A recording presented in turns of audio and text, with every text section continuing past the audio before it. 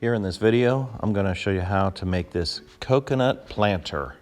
I started off making a coconut cup, but I found that it was a nicer planter than a cup. The toughest challenge is a coconut doesn't sit upright, so we need to make sure we stabilize it so it can hold the plant.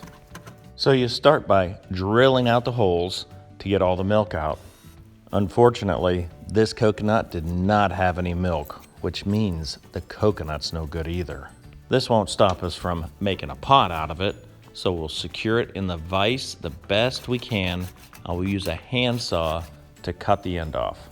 Then we'll clean everything all up and pull out the coconut, which in this case is not hard because the coconut is no good. It usually takes a lot longer than this to get it out of there. Now we'll go ahead and start making some of the additional cuts so we can get this thing to stabilize on the ground, because we do not want our coconut just rolling away. The easiest solution may be just to leave it just like this.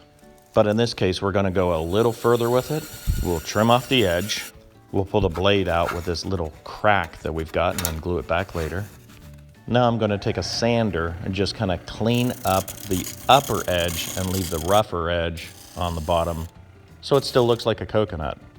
Now I'll take the top of the coconut and glue it down here as a resting spot for the rest of the coconut. Once the glue dries, we'll clean it up on the sander.